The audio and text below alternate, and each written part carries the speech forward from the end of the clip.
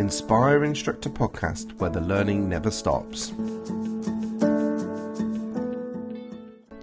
Welcome, you wonderful people, to the Inspire Instructor Training podcast.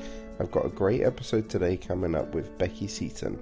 We discuss Becky's crazy journey to becoming a driving instructor, and then we move on to talking about the competency with the pupils' queries followed up and answered.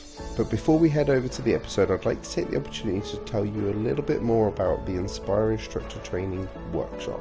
Our goal is to put on an interactive workshop that includes everything we think is crucial to deliver excellent lessons. We'll be starting the day with how to build rapport, moving on to everything you need to know about the GDE matrix and how to implement it in your lessons. Then we'll be discussing how to improve your questions and coaching techniques. Bringing these skills together, we'll talk about how to have road safety conversations with your learners, and then we'll round off the day with how to use everything you've learned to structure and deliver lessons that will help you smash your Part 3 and standards checks. To learn more about the courses, visit our website, inspireinstructortraining.com, to get booked in onto the workshop. Okay, on to the episode. So I'd like to welcome Becky to the podcast. So Becky is going to come on and tell us her story, and then we're going to talk about our competency. We're nearly at the end of all the competencies now. We're rattling through them, and we're going to talk about was the pupils' queries answered, and hopefully dig into that a little bit. But first, I'd like to start then, Becky, with you've had an interesting journey into becoming an ADI and now a trainer. So do you wanna start with that story for me? I love it when people say you've had an interesting journey, because that's like the tip of the iceberg. Yeah, it's so it wasn't a typical journey for me. It wasn't. I hear lots of stories of people that say they passed part 1, passed part 2, passed part 3 all in 4 months, and it went incredible for them. That was not my case at all. I dabbled with this idea of being a driving instructor about 10 years ago, and at the time in our personal life it would have been good, and I went to a meeting of a big company. They were offering this, come to this conference room and we will show you this PowerPoint and show you how amazing it is, and sign up, and that's it. But it was on the proviso that you worked 40, 50 hours and you used their car and you had to earn so much to pay them just for the car. And I said, no, that's not the way I want to do it. So then fast forward a few years, and I actually had a really bad accident, and I tore all the ligaments in my ankle, and I couldn't walk for 3 weeks. I couldn't drive, I couldn't do anything. And I remember saying to my husband, when I can walk again, I'm going to do everything that I feel like I can't do now. So I was saying to him, I'm going to drive to France and back. I'm going to run a marathon. I'm going to do rock climbing. I was like, everything I can't do sat still, I'm going to do. And he very quickly just said, yeah, all right, Bex. And anyway, whilst I was off and I was injured, I thought, actually, do you know what I want to do? I don't want to work at a coffee shop for years, because I was a barista at Costa Coffee. I don't want to do that for the rest of my life. I want to do something that I've wanted to do for a long time, I just haven't done. And I started the process, and I passed part 1. That went well. Failed part 2. Failed part 2 again. Then passed part 2. And that in itself is like a whole other story. Then had to go at part 3. I did some training. Had to go at part 3, failed it, got 27 out of 51. So then I thought, okay, I'll go on a pink license and get some experience before my next one. 6 weeks after that, we all got told to stay at home, and we couldn't go anywhere. So that was pretty harsh. I'd had just before that, before my pink license, I'd been teaching for free for a few months. Then I'd got the pink license 6 weeks in COVID. During the lockdown, the first one that we had, my 2 years had expired from my part 1. So I had to then do part 1 again, part 2 again. And thankfully at that time, you could get those test dates fairly good. It wasn't too bad. So part 1 came and went, passed, part 2 came and went, and I passed it first time this time. Got another got another training license from being on my second go round, so it was another one. Oh, went for a part 3 again, and in fact, this part 3, sorry, was booked on hold from my first 2 years, so I was still entitled to take it, even though I'd gone and done part 1 again. I did the part 1 on my second go round. I did the part 3 second time for the first go round, failed that. Did the part 2 for the second go round, and then had another go at part 3. And I did worse. I'd got 24 out of 51. And that one really frustrated me because I thought I'd got it. I thought I knew it. So that one really bugged me. I then quickly booked another one and thought, you know what, I'm just going to do it. I'm just going to do it again. I know where I went wrong. I'm going to do it again. At this point, I'd got another training license because the waiting times had started building up. And went for it again. I thought, yep, going to nail it this time. I know what I'm doing wrong. I know my stuff. There just seems to be something going wrong on the day. And lo and behold, failed it. Got some great feedback from the examiner, he's an examiner from Sheffield who's no longer with us anymore, and he was fantastic. And I didn't cry at this one. This one felt like I was done. I felt like I'd had it. I couldn't do this anymore. I was done. And that was it for a little while. For a little while, I just carried on in the job that I had at the time. Kind of put this on the back burner. I was still on a pink license. I was still teaching, but I took the part 3 out of my head. I just wanted to enjoy teaching and helping my pupils pass and do my little part-time job as well. And I took the pressure of a part 3 out of my head. And then I thought to myself, you know what, if I don't do it, I'm never going to do it.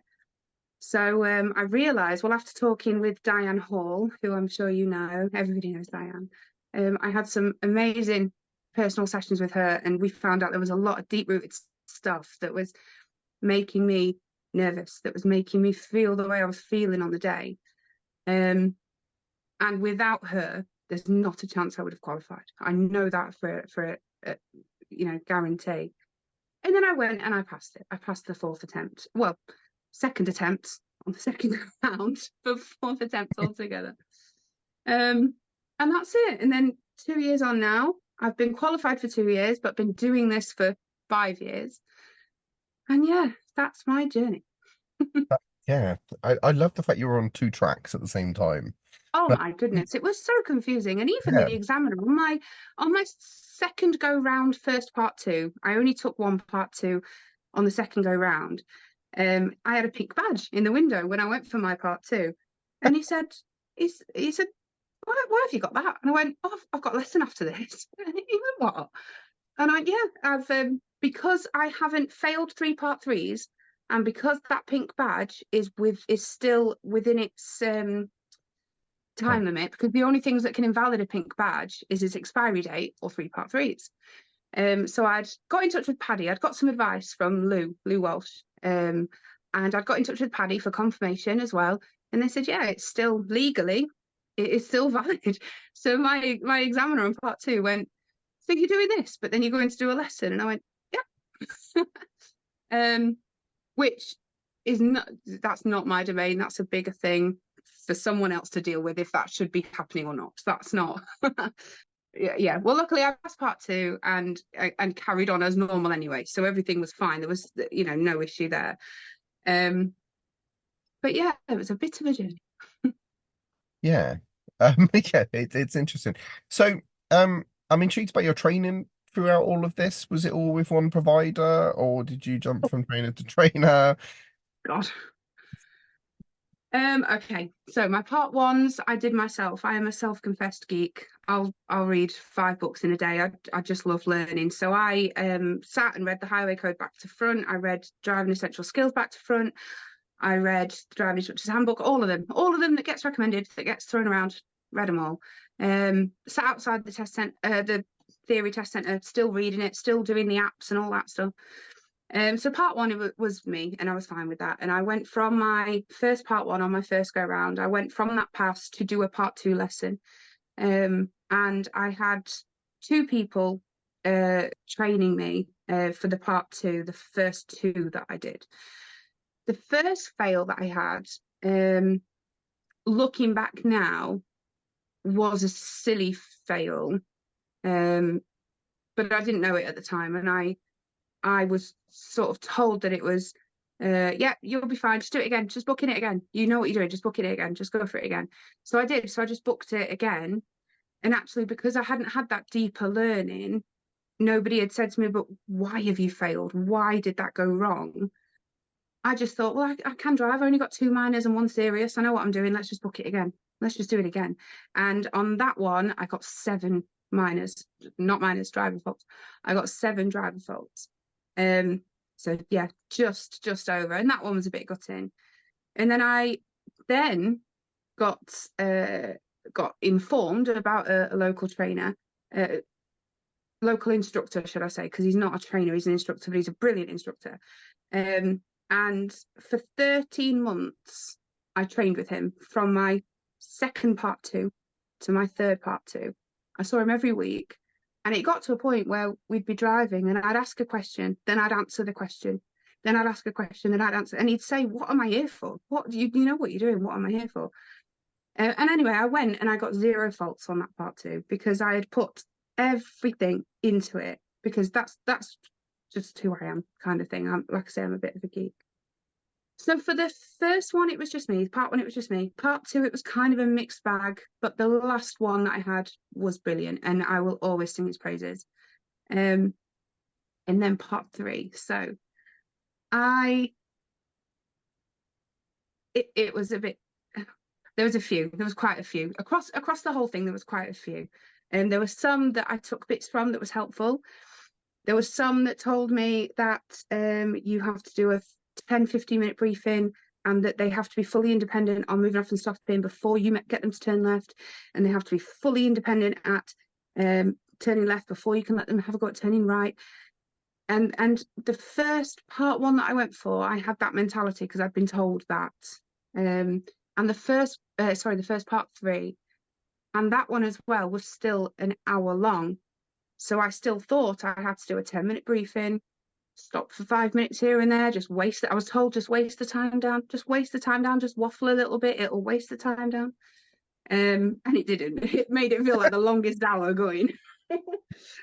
So that was that. And then for my second attempt at part 3, I'd started self-teaching a little bit, and I'd started watching Howard Floyd on YouTube, who I made myself look like an idiot in front of at the expo last year, because I went up to him and I went, Howard, and he went, hello. And I just went, oh, it's Becky Seaton. And he went, I recognise your name. And I was thinking, of course you do, because I've commented on every video you've done. I've messaged you. Hi, Becky, I'm a super fan. No, yeah, just get the restraining order out. It's fine. So I'd started watching Howard's videos. I'd started recording stuff, taking notes, everything. And he really helped. The main thing, the main trainer, the main good learning that I had was from Lou Walsh, because during lockdown, Lou and Blaine did Zooms twice a week as part of their like subscription thing, and we covered everything: competencies, how you do your first lesson, what it's like with a pupil, what part 3 is like. When it changed format, Lou did a brilliant video telling us all those PDIs, how you do it and stuff, and she was probably the biggest help for me through it all. But in car, I didn't really have anyone. I had a few hours with a local guy, not audit, just a local guy that got recommended. He was good. He introduced me to skills versus subjects. So that was really good, really important. And then for my last attempt, there was a lovely lady who moved close to me called Sammy Taylor. And she moved close to me, which was amazing. Again, I was at another fangirling moment, because she moved close to me and I went, oh my God, you live so close. Could I have a session with you, kind of thing? And she became my trainer, and I wouldn't have passed my last one without her, because she helped fill the in-car gaps. I had all like the knowledge I felt and understanding, but then it was the skill of doing it in car that I needed help with. And I remember sitting at the side of the road with her, and she said something. We were talking about something, and she said it, I just burst into tears. And I was like, oh my God, I get this test now. I get what it is that they're trying to get from me. And that had taken 2 years from a year and a half, something like that, from my first part 3 to get to that. And all through that as well, stuff happens in people's personal lives. I've married, I've got kids, and life gets thrown at you. One of the biggest things as a PDI is that you don't treat the pink badge as an income, but then you do have it as an income, and then you kind of rely on it as an income. And what if that income goes? And then you have the pressure and the nerves and all that crap that gets thrown at you. It's hard. It's Mm. really hard as a PDI. And I feel like if I can do it, if I can get through all of that and have such a shit journey, sorry to swear, I feel like it's now my job to help PDIs not have such a shit journey like I did, because it didn't need to be as shit as it was. I'll stop saying shit now. It's fine. I'll tick the little expletive box on the podcast. Perfect. It's fine. I don't mind.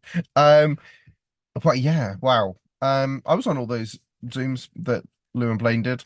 They were like invaluable during They lockdown. were amazing. It kept my head in the game. Um, and yeah, just felt like a nice little meet up every It week as was well, so wasn't nice, wasn't it? Can you remember on a Thursday when we'd clap outside and then we'd all come in after clapping and get on our it? Zoom? And Get on the Zoom oh, and it was do just so nice. Yeah. Yeah, no, absolutely. And yeah, like you said, it kept you.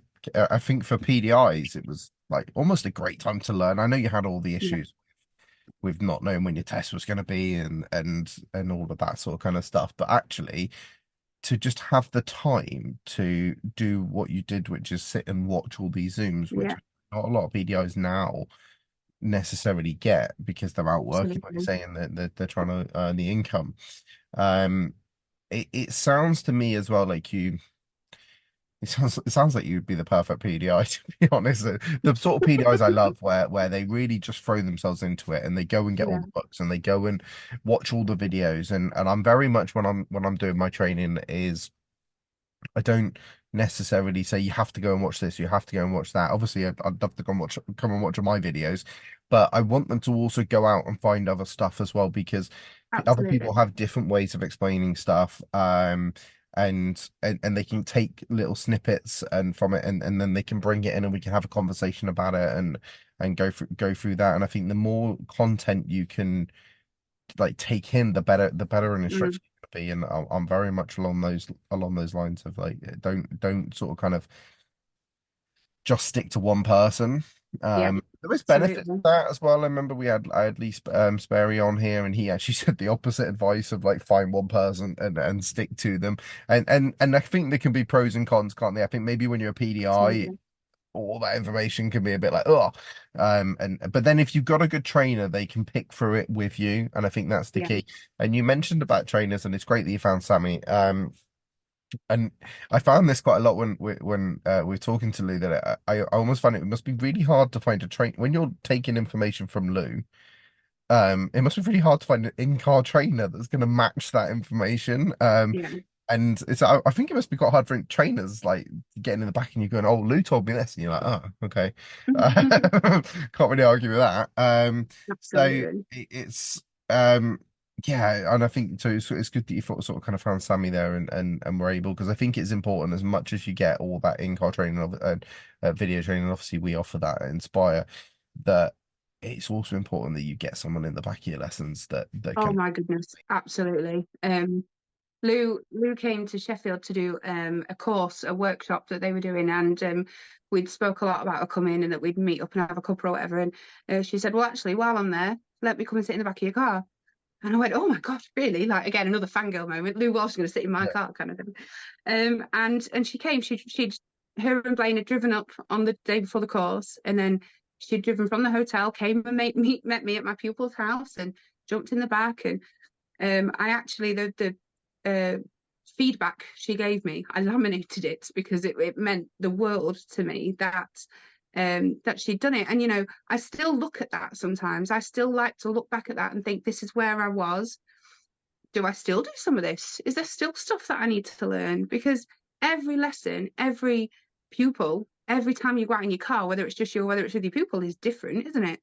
And I think it's just so nice to have that memory of Lou coming and sitting in the car. And then we did the big learner relay as well, and she was in my car with my pupil, and yeah, she was the best. She just was the best. 100%. And yeah, absolutely. And yeah, I'm the disciple of Lou, and Yeah. the um yeah, I remember I had a very similar story that she came down to do a course in Exeter, and I asked her to come and sit in the back of one of my training sessions actually. So I felt sorry for the learner. So the learner had their instructor sat next to me sat behind them, Lou sat next to me.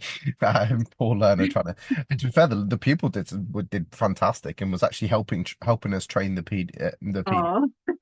And yeah, it was a great session, and I'm the same as sort of some of the feedback from that day I cherish, and I do the same sort of like I haven't laminated my feedback, but I have actually got there's a video of Lou talking about me, and I've been back and watched it, and so I think it's that same sort of thing. It's like Mhm. yeah, no, such a shame, but at least we have the legacy of Lou is the key. Um, Absolutely. Absolutely. I mean, she gave us so much. It's, it's a shame to not pass on her legacy still, mhm. because there's going to be a brand new generation of PDIs coming in that don't hear from her, hear about her at some point. Hopefully that doesn't happen for a very long time. But at some point that might happen. And I guess it's our job to make sure that doesn't happen. And the stuff that we now help our learners with and help our PDIs with, that's what she helped us with. So why Yeah, can't we pass no, that on? I just think absolutely. it's Um, it's quite interesting. I always think I don't think I've ever said this in public. But I always feel like there's a few different trains of thoughts within the industry of like how to train. They all kind of mold together. But I feel like there's the try coaching style, there's mhm, Lou's style, and then there's Bob's style. And I actually quite like all three, and I've been on courses for all three.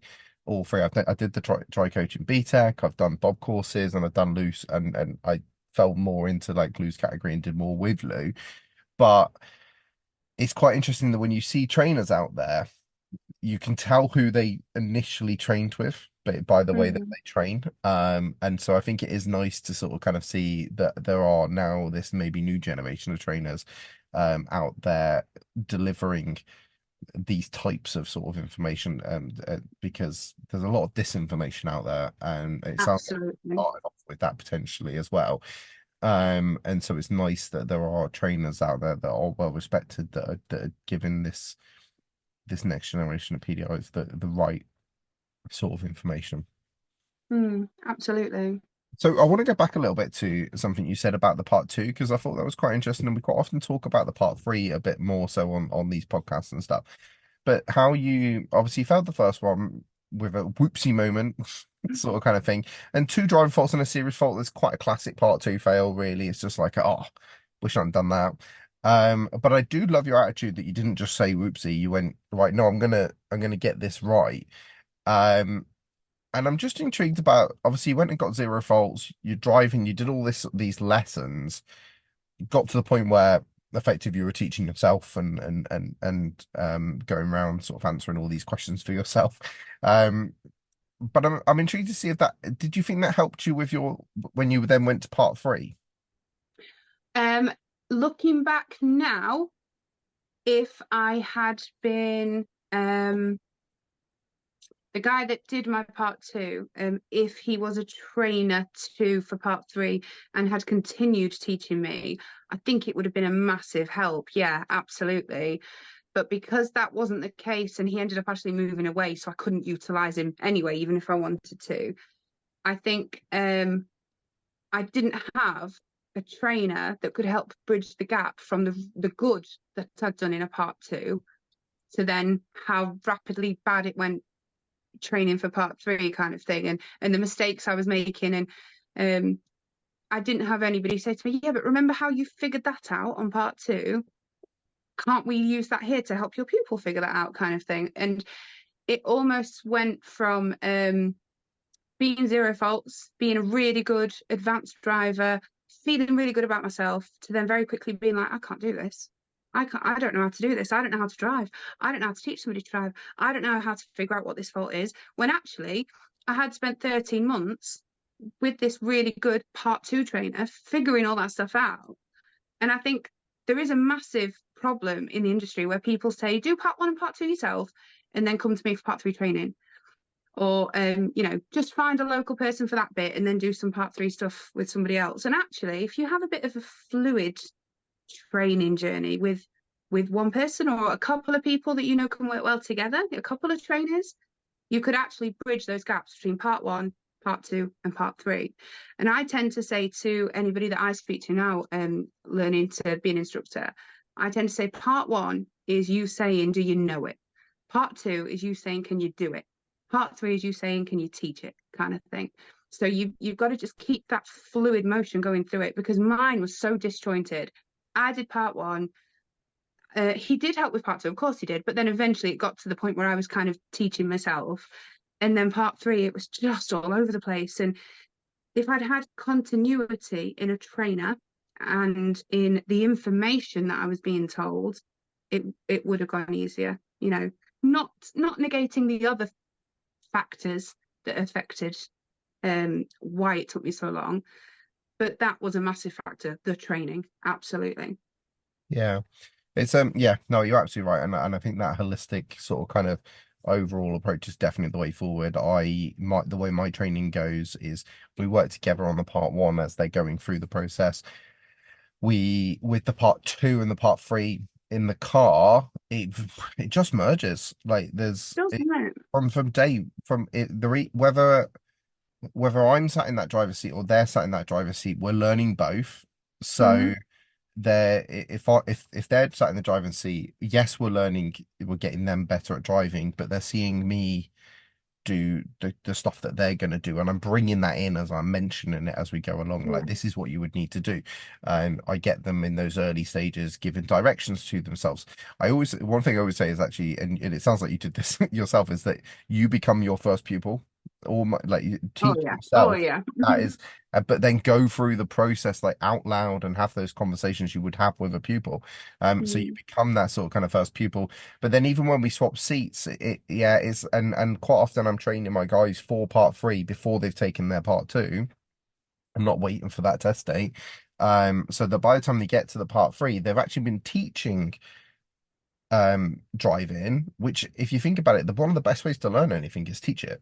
And so Absolutely. when you get to that part two level, you then have that a slightly more in-depth knowledge because you've had to really learn it to then pass it on to someone else. So yeah, you're not coming up to the traffic lights going, "Am I allowed to go in the yellow box here?" And that's just down to really having that in-depth knowledge. And that's why I was asking, did it help? Because I think if you've gone through that process, I think that in-depth, real sort of kind of like detailed knowledge can really then help you when you get certainly for understanding technical information and not getting actually for the competency we're going to talk about. Like you can't answer the people's queries if you don't have that in-depth knowledge. So Yeah. it's interesting sort of kind of how you went about it and like dug into it, and I wondered if that helped with the part three. It would have. Yeah, It would it have would have done. if you Yeah. didn't have this weird gap in the middle where Yeah. it's it sounds a bit like your first part of your training was a bit, and I really hope this is sort of going slowly out of the industry, but it feels like it's still there. The sort of kind of hang up of the old PSTs and like go and learn a subject, and I hear this sort of kind of like role play sessions where people are being told to right go and learn, and you're going to teach me how to do roundabouts today, or you're going to teach me how to do junctions, and it's not what it should be. In the same way we teach our pupils skills, not topics, it should be happening with PDIs. We should be teaching you skills, not topics. Like Absolutely. it's the skills you need to teach all of those topics is the same Yeah. across the board. Um, That's it. yeah, and I feel like the tide is turning. With that, I hope maybe the big schools need to catch up a little bit, but um, overall, the tide there's more and more people seem to be shouting about it, which is helpful.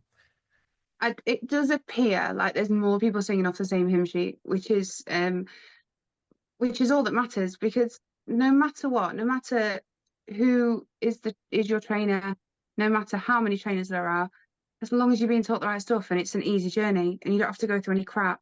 Mm.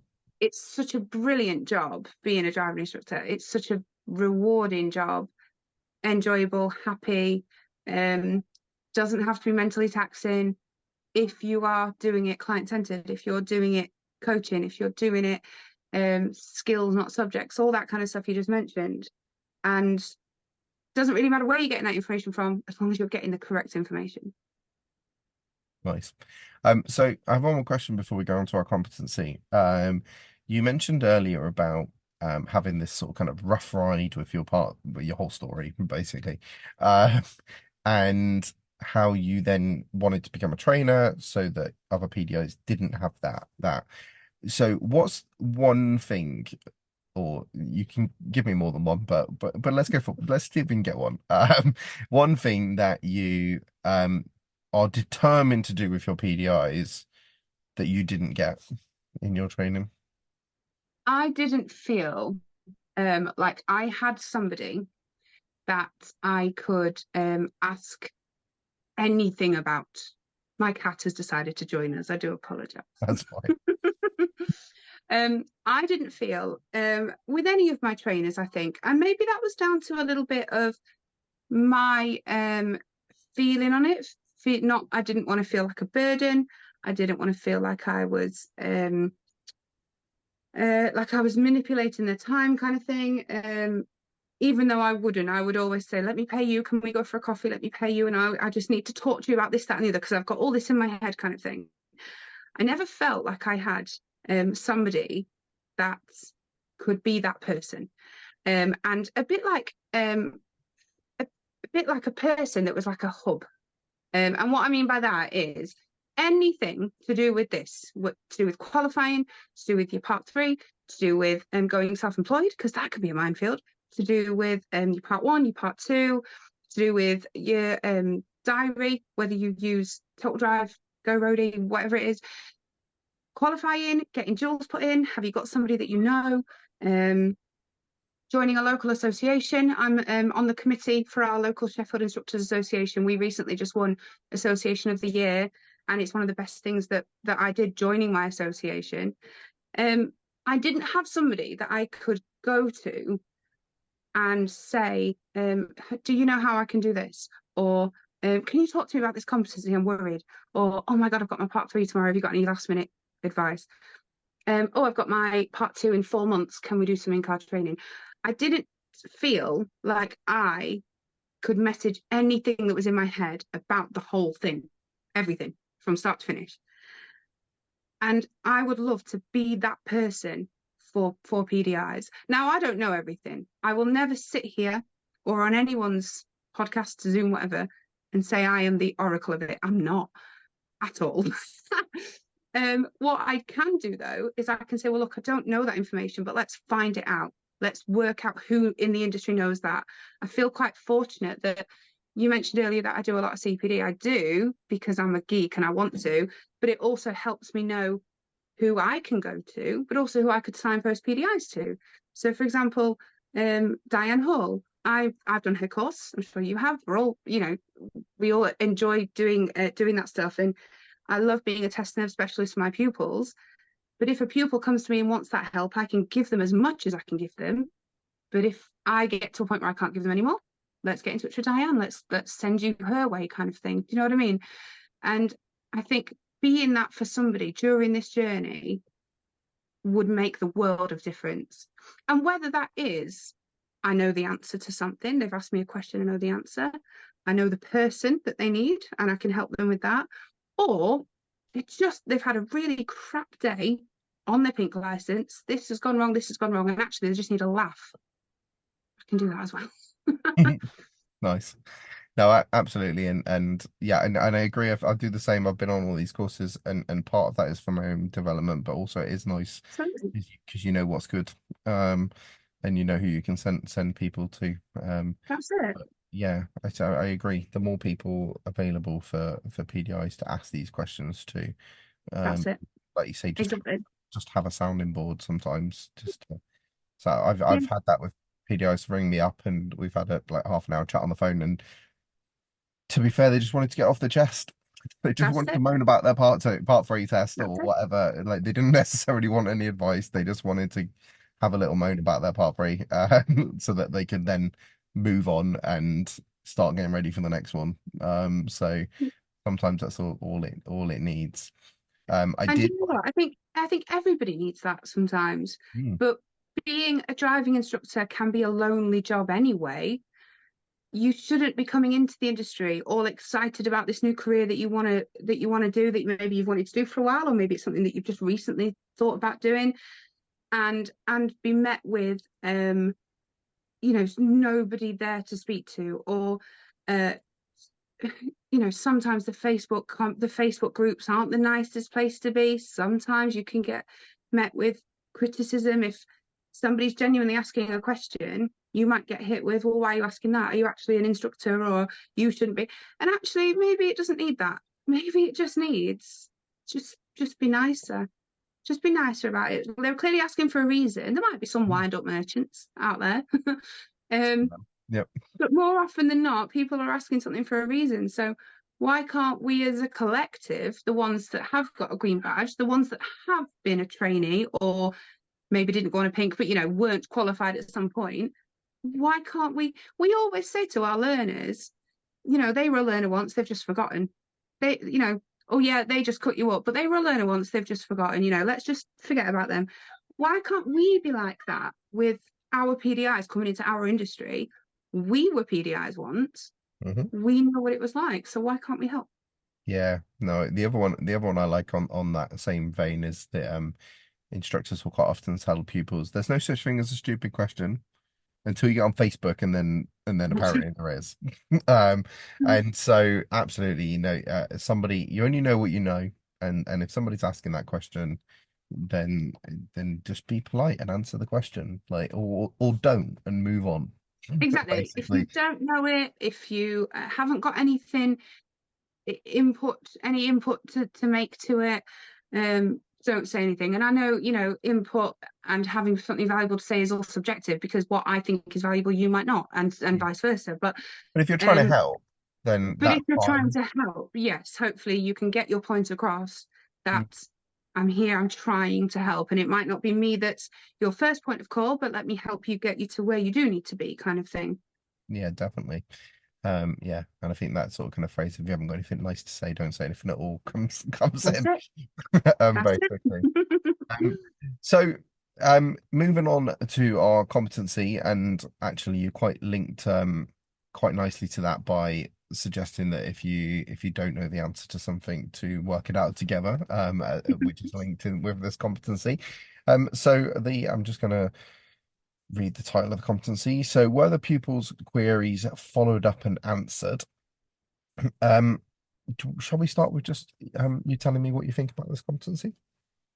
I like this one. I think this one is quite a meaty competency, and it's possibly one that people think is simply just oh, they've asked me a question, I need to answer it, kind of thing. Hmm. And actually, there's a lot more to this one. I think you can break it down a little bit into, were the pupil's queries followed up and answered? Well, first of all, does the pupil feel like they can ask a query? Can they have you made the car a nice, lovely place for your pupil to be able to say, can I ask a question about this? Or um, that would be the first thing that I would think about in this. You want to make sure that your learners feel comfortable with you. Absolutely. It sounds like as well, you go back to what your story, you said you didn't feel like you could with your Yeah. trainer, so it's very much along the same lines. So absolutely that is the first thing I would suggest, is that you need the environment. Quite hard to create that environment on a part three, not because the environment should already be created, if that makes sense. Yeah. So in a way, you've already put in the hard work for that part of the competency, hopefully. Mm-hmm. And so yeah, hopefully you've got that rapport with the pupil already. So on that note, then, what would your top tips be for creating an environment for a pupil to be able to ask questions? I think first the first lesson, the first time you meet your pupil, the first time they're in the car, just setting the scene a little bit, a bit of housekeeping, just saying, um, you you are free to ask what you want in this car. Anything that you say in this car stays in this car.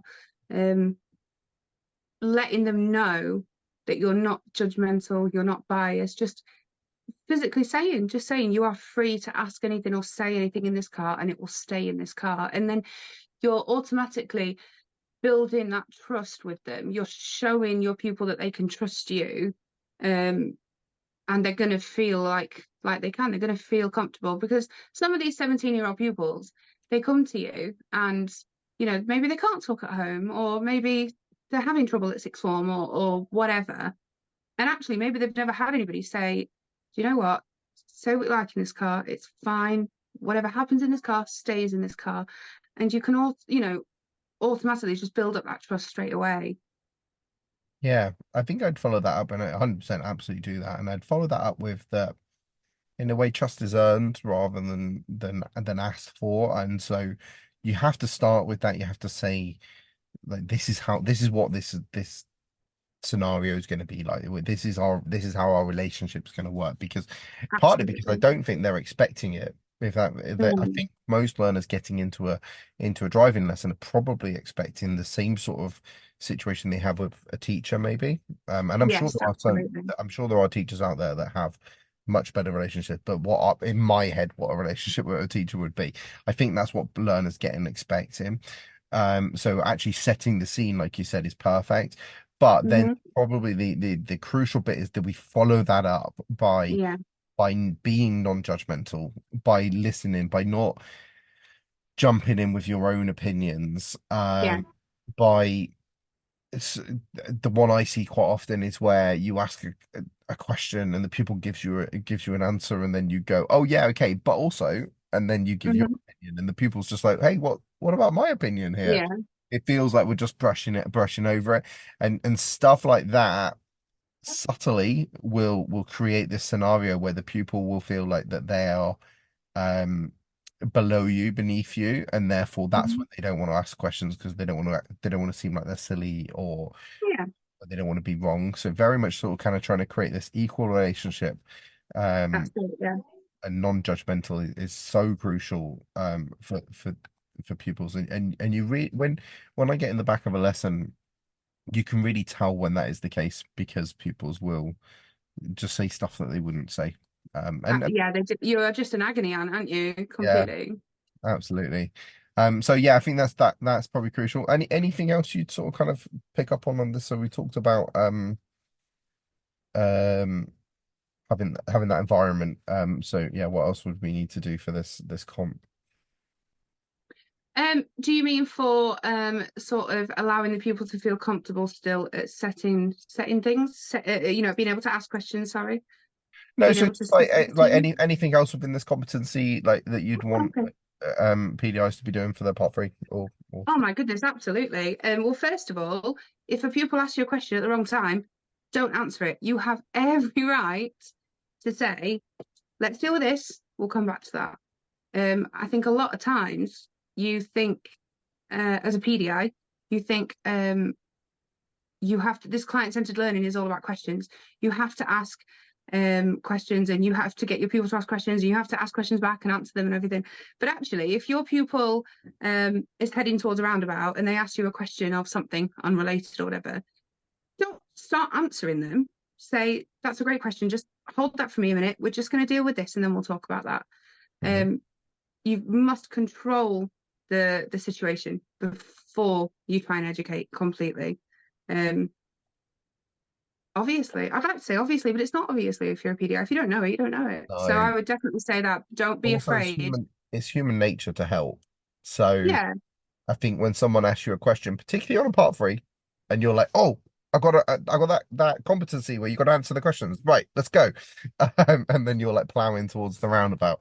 I think also this happens the other way around, where you'll ask a question and you're plowing towards a roundabout. I think there's the absolutely. element of that Yeah. again. getting in the way. It's slightly different competency, but I was yeah, going to say that mixes in with your level of instruction, doesn't it? There's no point you saying, I'm going to help you do this and this, and then all of a sudden going, what did you think about that pedestrian crossing you just did? It's irrelevant. It doesn't matter. Just shut up and just focus on what you're doing, and then you can have a chat about such and such afterwards. Absolutely. yeah, And I think as well on your part three, you are absolutely allowed to have a notepad and pen with you, a little book, whatever, anything, even if you just want to write in your hand, a pad of post-it notes. If your pupil asks a question, there is nothing wrong with you. I mean, if you can write without looking, there's nothing wrong with you just quickly jotting a keyword down that they've said to trigger they've said. You could always just like draw a line on your hand. I did that on my part three. My pupil asked something. We were heading towards a mini roundabout, and she asked something. God knows what it was now. And I said, Hannah, we're just going to deal with this first, then we'll come back to that. And actually, it took about 8 minutes until we got back to the test centre. And I looked at my hand and I went, before we finish, can you remember that thing you asked me? I thought, I've got to get that in there.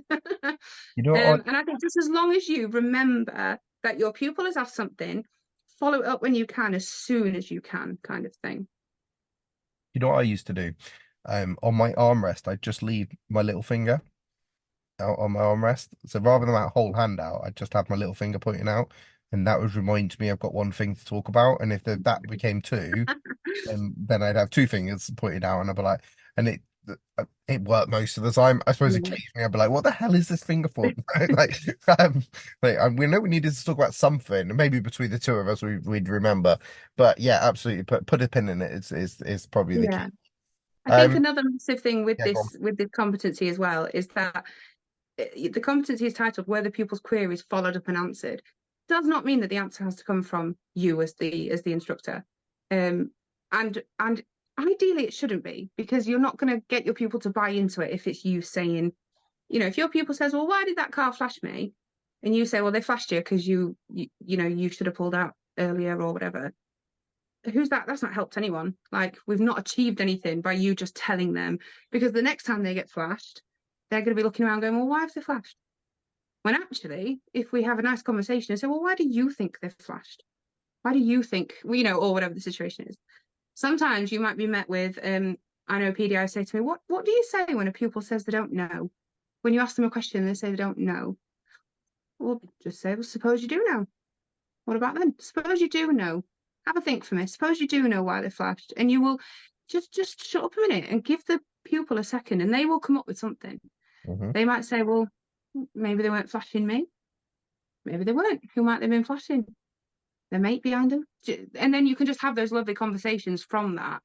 But it's just important to know that it doesn't mean that you have to follow up the query and answer it verbatim to what it says. It just Yeah. means that you've got to have that conversation. And then obviously this links into so many other competencies, because from that conversation, you might need to adapt what you're doing. You might then say, well, do you know what? Let's take what you've said. Let's go and have a little look, see if we can find that again. Let's see if we can reenact that in any way, or whatever it is, and use it as a learning opportunity, which then links into another competency. And that's what we want to do, not just for your part three or your standard check. We want to do that every day. We want to help your learner learn, don't we? Help the learner learn how to learn. To learn how to learn. Yeah, I like that. That's from Yeah. Bob. That's not from me. That's a Bob Morton saying that. So, I yeah, no, what 100%. I think actually my favorite response, sometimes people get annoyed in the end, is that's a great question. You tell me. And Yeah, I always just bat it back to them. That's my first yeah. response to any question that people ask is bat it back to them and get them to give you their opinion first. I'm I do this sat in the back as well, where um a pupil will answer a question and I can see the PDI about to go, oh, I know this. And then about to jump in, I'm like, well, don't answer that question. And the pupil's like, why can't he answer that question? And then the PDI sort of jumps in with, you tell me, what do you think? And Absolutely. absolutely, you mentioned about the I don't know, the dreaded I don't know. I And don't know.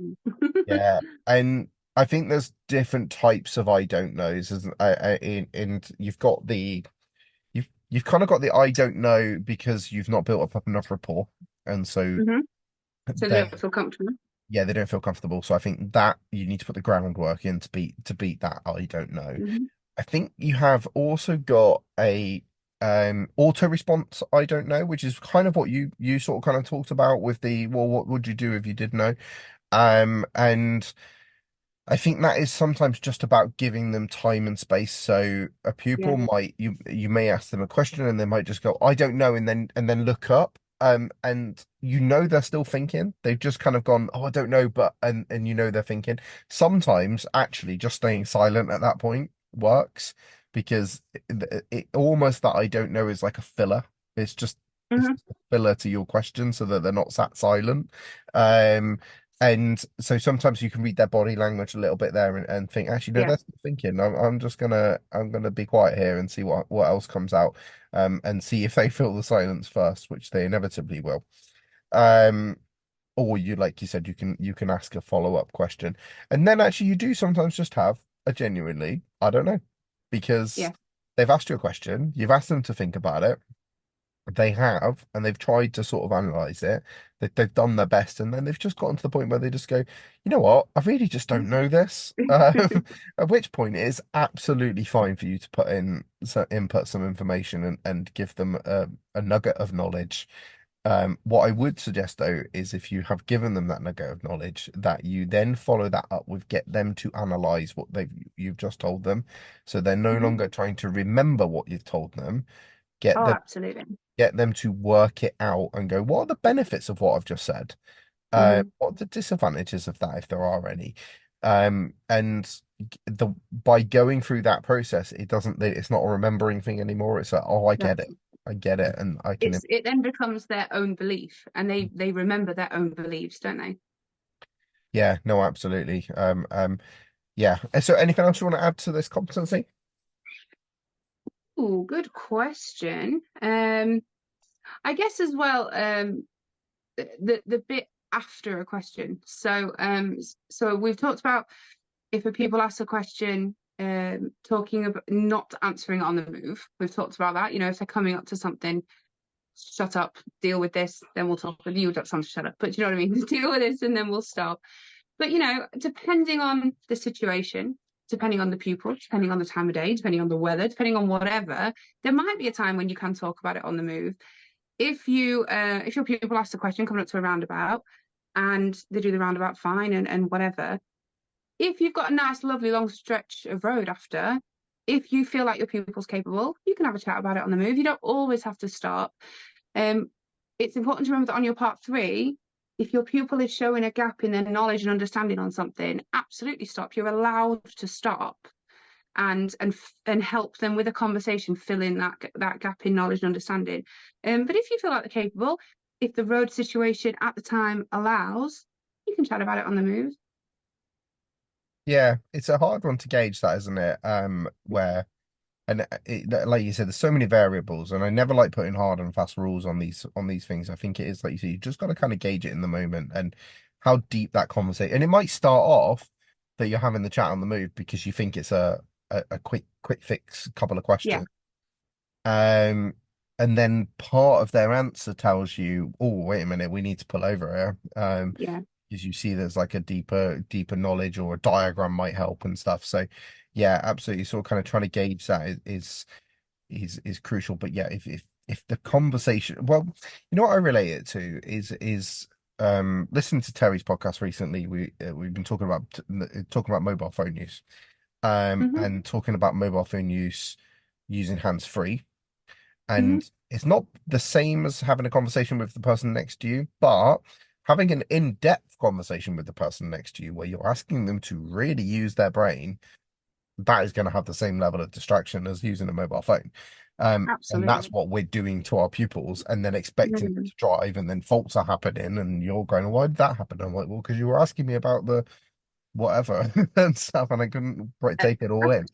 I And think that's when you sometimes as well know, we think our pupils come to lessons and all they're doing is thinking about learning to drive because that's all we're doing at the moment. But actually, your pupil might come to their lesson and they've had a really bad day at college and they're thinking about this exam that they've got to do and they've just had an argument with the fella and um you know They could be a parent, their kids are annoying them that day, or they've got to go and do the food shop after this, or there could be so many other factors going on in their head. And then when we try and fill it in with other stuff and on the move, we say, so how do you feel about that or whatever?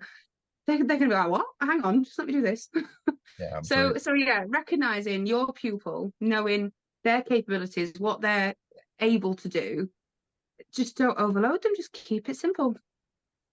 Yeah. So the other thing I would add to this competency about queries and questions is that queries and questions aren't always verbal. Um, Oh, definitely not. and Definitely not. Yeah. so picking up on body language, Hmm.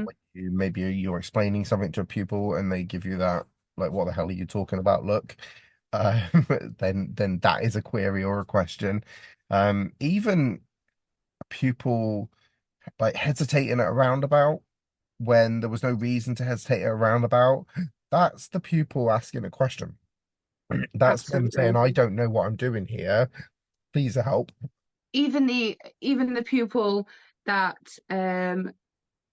you know, they've decided to take a gap going through parked cars. They're passing some parked cars, and there's a car oncoming, and they've decided to go first. And maybe as they go first, they go, ooh, like, that squeezing kind of, ooh. Even that is like some sort of thing that we need to experiment that. And even, my pupils are great at making noises. And I will say to them, tell me about that ooh. What does ooh mean to you? Um, and you can then have your nice, lovely conversation of what ooh meant to them, where did ooh come from, and why did they say ooh, and how can you make sure you don't say ooh next time? That kind Yeah, of stuff. I love that. The one I love Mhm. is when they because I've got my little eye mirror and they make a funny Yeah, face when they're doing something. I'm like, talk to me about that face. they're like Yeah. that. What happened there? Yeah, and yeah, like you said, you can get in, and then the goal can be not making that ooh sound Yes. on the How next one. can you make That's sure you don't go ooh again? absolutely, yeah, no, I yeah, I have one pupil, and she won't mind me telling you this. She her main goal every week when she gets in the car, I'll say, okay, I'll not tell you her name. I say, okay, pupil, what are we up to today? And then she goes, same as last week, Becky, we are not going to crash. And that's her goal every week. Her goal is that she doesn't want to crash. So then I say, okay, so why are we not crashing this week? What's happened this week that's good in your life? And she'll say, oh, well, work, we're good or whatever. I say, brilliant. So we're not crashing this week because you're having a good week for whatever. How are you not going to crash this week?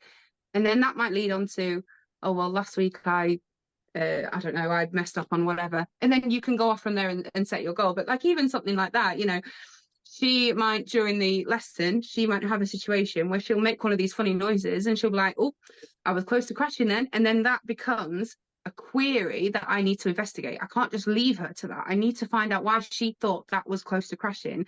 Because when she takes my car for her test, and once she's passed, and in 10 years' time, 20 years' time, and she's driving, I don't want her to have to make that noise again. I don't want her to be in a situation where she thinks, oh, I nearly crashed. yeah, no, I love that. And also, what's wrong with getting in the car every single time you get in a car and going, right, my goal today is not to crash. I love Honestly, yeah, she's a brilliant pupil, and she's. I always say to her, that's ultimately the goal, but that's fantastic that your first priority is not, her first priority isn't the test. Her first priority isn't I need to pass because my dad says so or whatever. It is simply I want to be safe today. I want to get back here in an hour and a half and be safe still, and I love that. Yeah. So one final thing on this competency that I think can sometimes catch people out, and it goes back to what you were talking about, putting all that effort in at the start, reading all the books and having the knowledge. So it is so crucial to have the knowledge when it comes to part three because it can feel horrible when you don't know the answer. However, like you said also earlier, that you sometimes you're not always the guru, you don't always know everything that comes up. So Yeah. one of the things that can catch people out is doing the old classic. Oh, that's a good question. How about you go away and research that for me, and we'll come back to it next time.